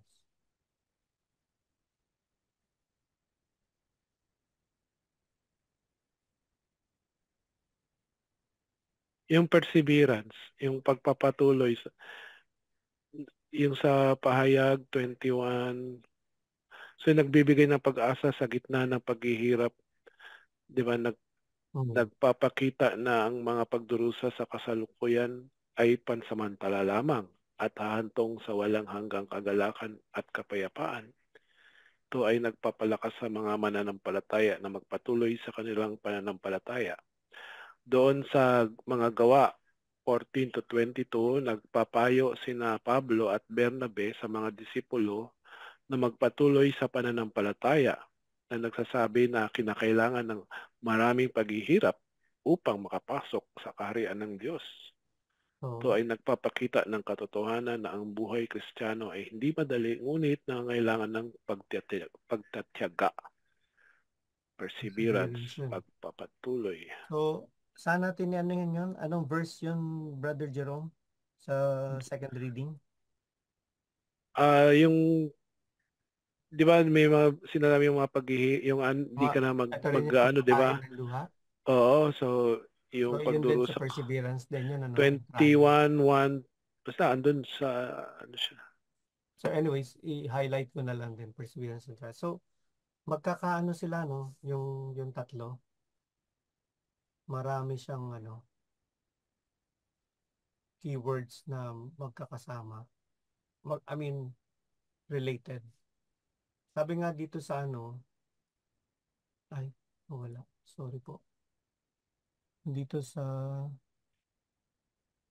verse.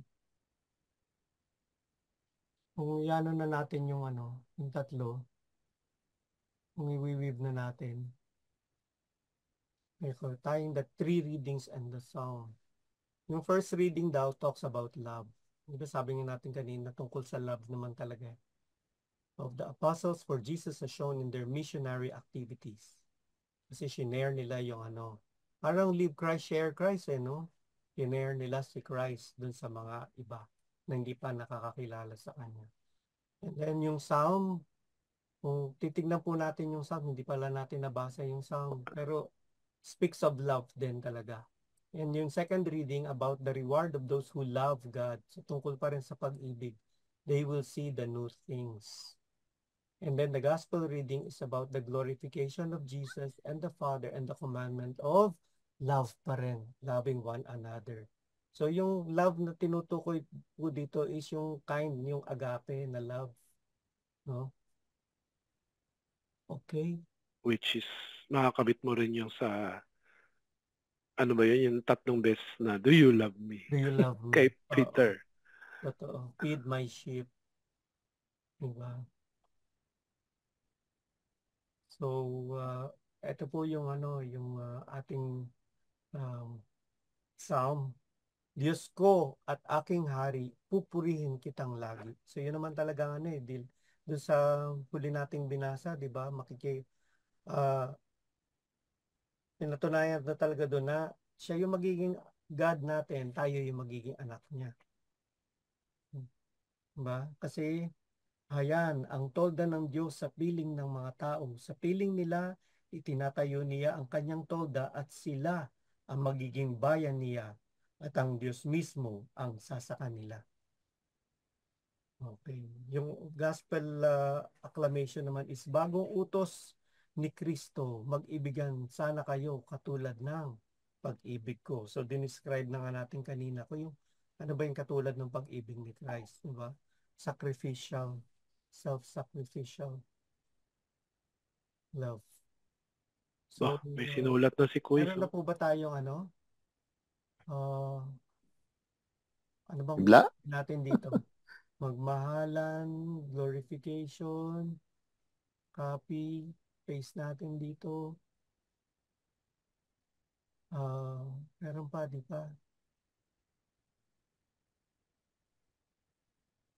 Yung discipleship following Christ, nandun na rin yun, ano? Pero sulat din natin.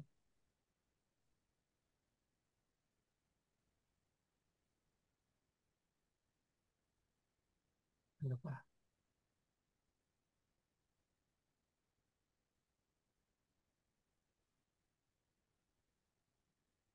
So, siguro.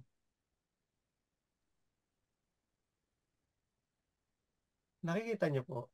Sorry Yes.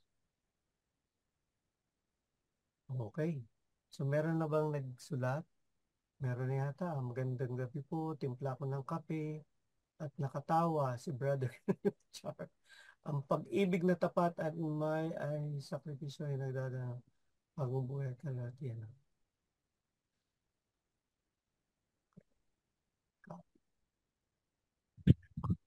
May hibla na. Baka may hibla na rin kayo. Sulat na po.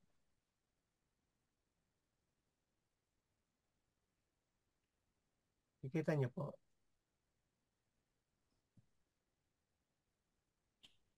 Meron na rin yata. Isa pa. Dito si Bla po. Okay. Na. Ako na. Nasulat ko na po, Brother Charles. Meron pa? Yan. Mamuhay tayo. No? Copy. Paste. Hector, may pinadala din ako sa Brother Hector sa chat. The Ito chat? po ba, Brother Butch? Tingnan niyo po yung screen niyo kung ito nga. Ito po yung pinadala niyo sa chat. Sa atin. Pakicorrect na lang. Sa atin yan.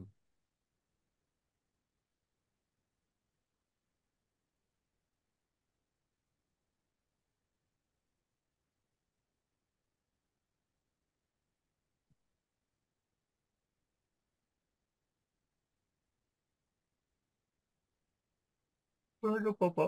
Sorry po.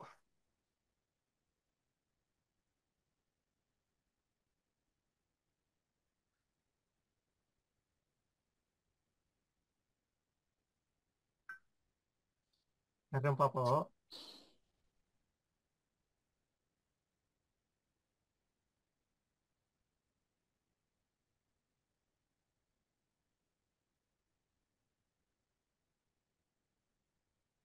Sana si Brother Tunying. Brother Tunying, ano, meron na ba? Meron ka? Meron po. Pagmamahal. Asan na po?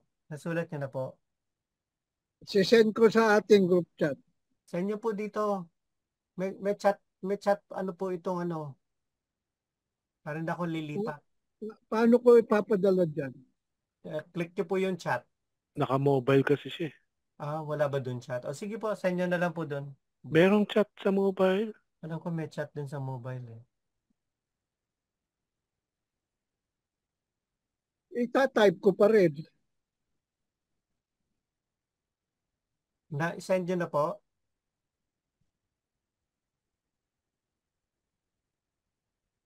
Wala pa po. Gahanap ko pa.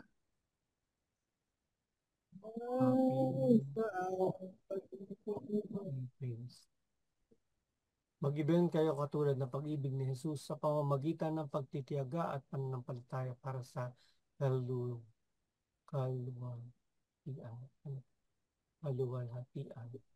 ng kaya ng Diyos.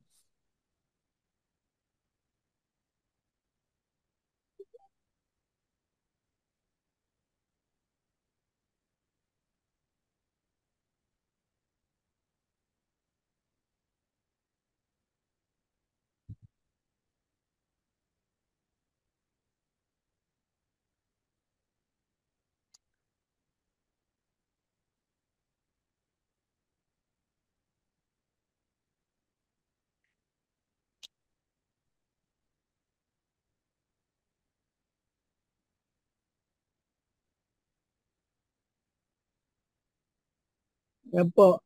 Yan po. Magmahal ng may pagpapakasakit upang makasama ang Diyos sa bagong buhay na walang hanggang kaligayahan ng mga handmaids. Ay, di ba? Talaga.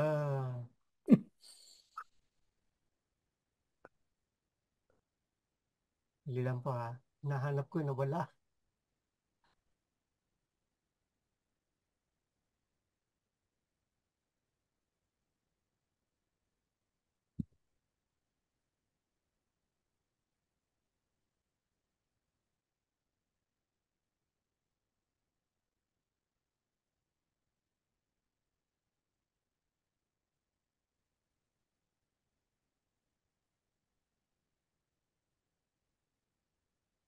Ilan na yan?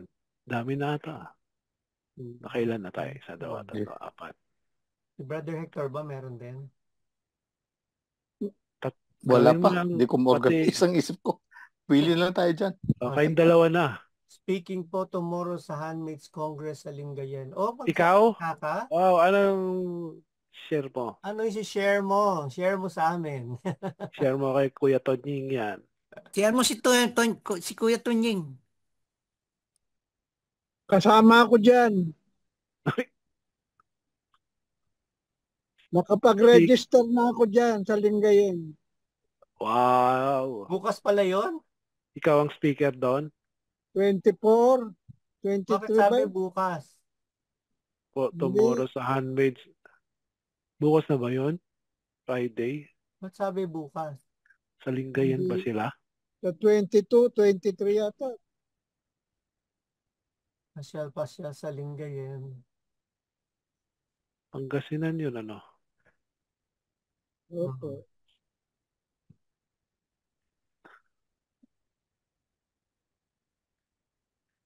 Ako ito.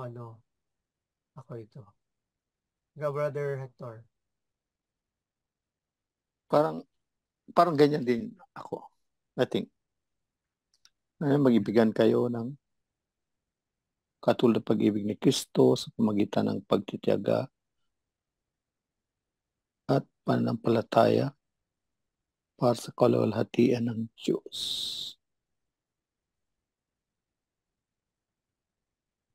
So, yan ay ilagay natin. Okay, hibla. Case without format. Meron na po kayong Yugot? paano ba talaga magmahal katulad ni Kristo?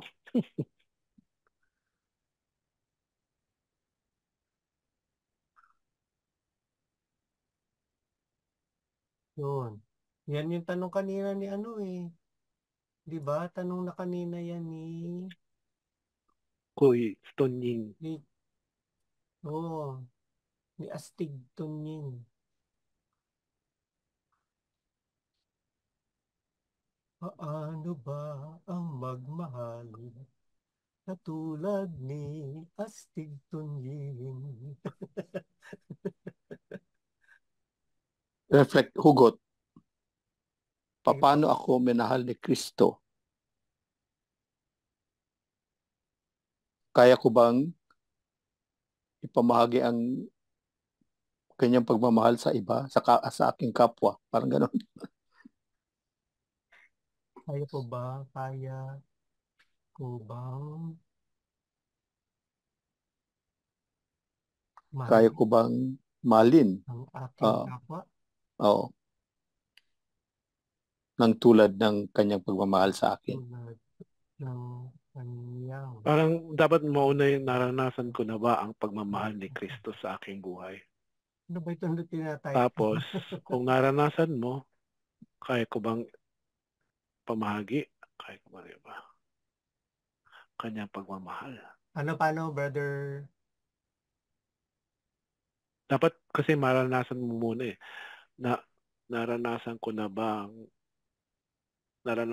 ba ang pagmamahal ni Kristo? Yes or no? Kung hindi,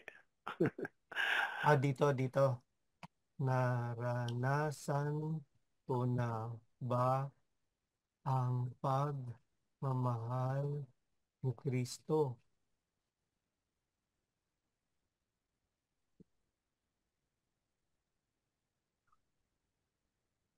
Hindi, parang pwede rin question na lahat. Sa tingin ko. Paano ako minahal ni Kristo? Kaya ko bang mahalin ang aking kapwa tulad ng kanyang pagmamahal sa akin? Well, yun kasi, Ibang choice na lang. Ibang choice din yun sa kanya. Naranasan ko na ba ang, kasi tinatanong mo rin ang sarili mo, tapos sagutin mo rin kung paano kanya minahal. syempre, yes or no. Tapos sabi, di ba, yung may sinabi ka ipapahayag, paano yun? Paano ko ipapahayag yung pagmamahal kaya ni ko bang Kristo? mahalin ang aking kapwa tulad ng kanyang pagmamahal sa akin? Kaya ko Na bang, aking naranasan. Pero sa akin na aking naranasan. Parang gano'n. kaya ko bang ipahayag tulad ni Pablo at Bernabe? Nandiyan na po yung hugot. You got, Yun. nasaan na dyan? Sa ano siya, chat group ng ano. Kaya po Senatorial race results.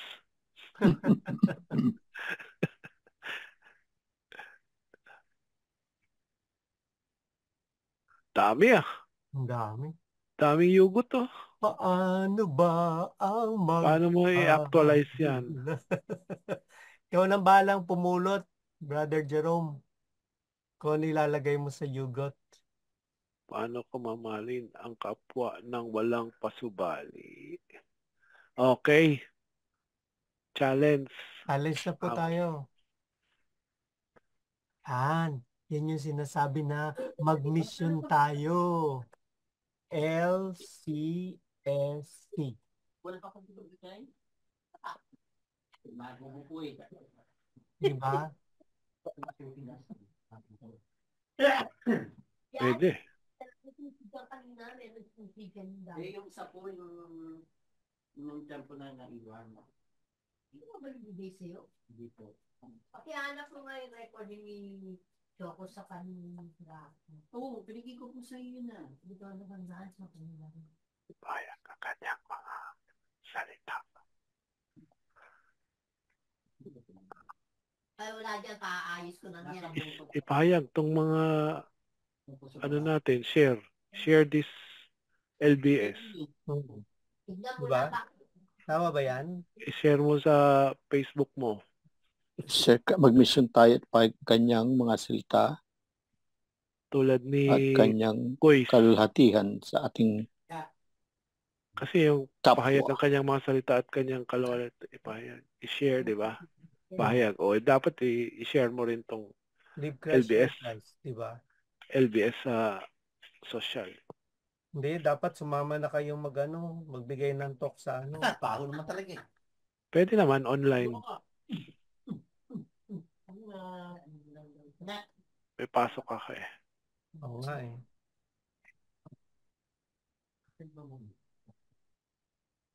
Meron pa po. May sinulat ba?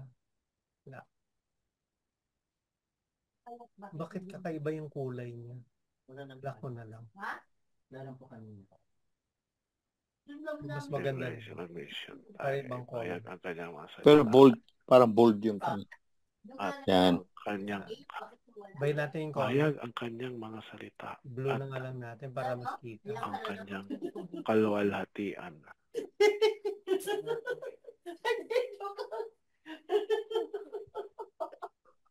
Saya-saya naman. Ang saya-saya. Ang saya-saya.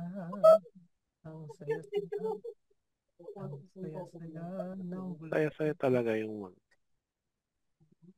evangelize. Yes. Ano, meron pa po.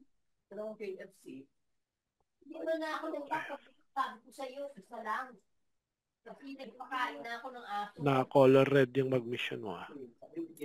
Eh, ano eh. Mga mission ng ignore. Baka 2 words yan. Mag-mission. Okay, sabi sa'yo, pamigay na kayo eh. Ang gagastos mo eh. Baka ano, may hyphen. Ang gastos mo. Ha? Nang, ano yung nang walang pasubali? Baka nang, tama ba yan? Ba't naka-color red din? Gusto nyo siguro. Ay! Alin ba tamang nang? Yung nang na mahaba o yung nang na maiksi? Ay, babaan ka. Kaya nga. Kapwa. Tama yan. Tama yan. Angela. Tama daw yan. Tama yan. Yeah. Aling dali o, pinagkakapugog. Alaga natin. Speaking of nights of... Masakit. Ewan kung gaganyan yung mga alaga ko. Mga info. Knights of Columbus daw si Bam. Good for him. Speaking of Knights of Columbus, si Senator Bam Aquino. Yung nang dyan, ano, Yung bibilin bukas. Nang na mahaba? oo. Kasi adjective yung walang pasubali eh. Hindi naman pantukoy ang gagamitin. Yun, talaga naman. No, bigyan mga Alam na alam, pantukoy, panghalip. Parts of speech yung mga yun Wala ako dyan alam dyan. Meron ako diyang hamon. Ano po? Ano? Nandyan na. Attend the World Handmaids Congress kay Brother Tonying Salinggayin. Asan na yun? And spread the love. Ayun eh. Ayun. I-try mo po ulit. Yan o. Palitan mo na kaya yung tubig namin dyan. Baka may problema ng ligas. Ibabahagi ko sa abot ng aking kakayahan ang tulong sa pangailangan ng ating handmaids. Oh? Handmaids talaga? No, Brother Tunying ha? Bias ka masyado. You're so impartial. Handmaids talaga. Eh, dyan tayo masaya eh. Sila ba mga kasama mo? Yung kasama mo nun sa nung nag-recollection? Nagkita tayo sa sa San Carlos? Sa Lay Force? Hindi. Yung pinicturean ko kayo? Sila ba yun? Oo. Sirain. Yung Okay kasama namin yung sa Bigan. Ito, exclamation face naman sa akin. Hindi ko na Ang saya-saya. Wow. Walang ginagawa. June 15, Oh, 2025. photoshoot. Pwede. Ano? Boys, titignan ko ha kasi baka meron kaming schedule ng LCSC. sa mga BJMP. Kasi mahaba na yung Ano So, lang eh. picture taking na Oo tayo. ka ba? Thank you. Thank you. Ay, sayang. Saya naman. Picture taking. Oo nga eh. Teka, sandali po. Stop sharing ko na muna po. And then, Kuys, asan ka na, Kuys? Yun. Okay. Smile. Yung pinaka-sweetest smile. The sweetest smile you'll ever see. Sandali lang, sandali lang. Walang kukurap, walang kukurap. Face. Again. Again, okay. 1, 2, and smile. Okay. Okay na. Okay na. Saya-saya naman nila, Brother Butch. Oo nga eh. Mukhang may kasiyahan dyan sa inyo, Brother Butch ha. Oo nga eh.